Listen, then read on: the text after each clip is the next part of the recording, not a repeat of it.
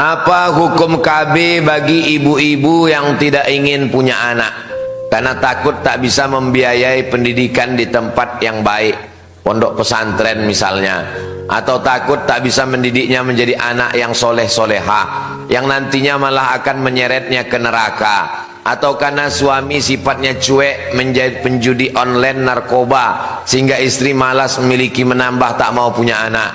Ini bertanya apa curhat? Sudah cukup membesarkan anak yang ada sehingga dengan KB sampai menopause. Bagaimana hukumnya Pak Ustaz? Tazawwajul walud al-wadud, nikahilah perempuan yang subur, yang banyak anak dan penyayang. Itu artinya disuruh cari istri yang subur supaya banyak anak. Kalian yang belum nikah, yang udah tak usah senyum-senyum lagi. Yang belum nikah, kalian cari perempuan yang subur. Dari mana kita tahu dia subur? Mana boleh dites duluan. Makanya waktu kenalan tanya, "Dek, emak kau berapa anaknya?" "Emak aku anaknya 12 bang." "Gua banget nih." Gitu. Cari perempuan yang subur. Kenapa? "Inni mukatsirum bikumul umam." Aku, kata Nabi yang paling bangga pada hari kiamat karena umatku paling banyak. Saya doakan bapak-bapak punya anak 12 semua. Amin. Kenapa takut kalian?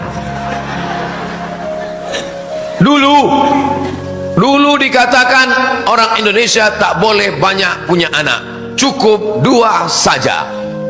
Waktu zaman saya sekolah dulu aliyah, saya taman aliyah 96. Waktu itu sedang heboh-hebohnya BKKBN, program cukup 2 anak. Ada duit limper, ingat duit limper, 5 perak, gambarnya ibu, anak 2 sama bapak.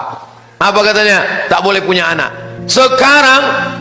Sekarang kita ketakutan sama orang Tiongkok mau datang. Kenapa? Karena mereka penduduknya, India sekarang penduduknya 1,4 miliar. Cina sekarang penduduknya lebih 1 miliar. Indonesia tak sampai 300 juta. Sementara tanah kita luas, bumi kita penuh, minyaknya banyak. Kita kekurangan warga negara sekarang. Kalian cepat nikah, kalau bisa 1, 2, 3, 4. Siap?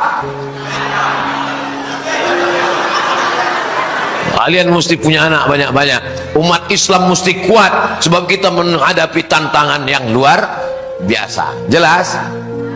Adapun hukum KB terbagi 2. Yang pertama, tanzimun nasal, mengatur kelahiran.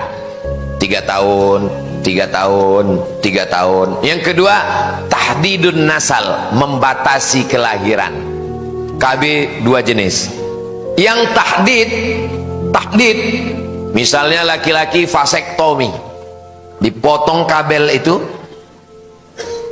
akhirnya dia tak bisa lagi.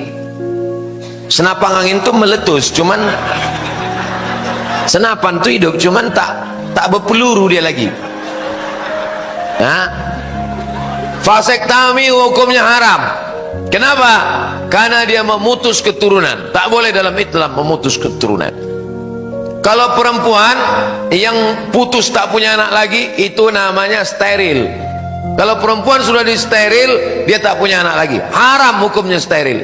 Kecuali 1, perempuan yang melahirkan anak melalui sesar.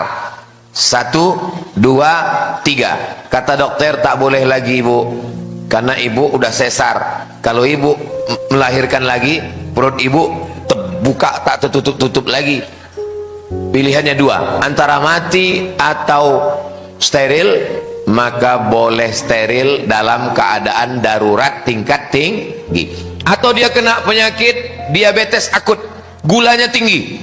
Kata dokter, ibu tak boleh hamil, karena kalau ibu hamil gula ibu makin naik, pas melahirkan ibu bisa mati.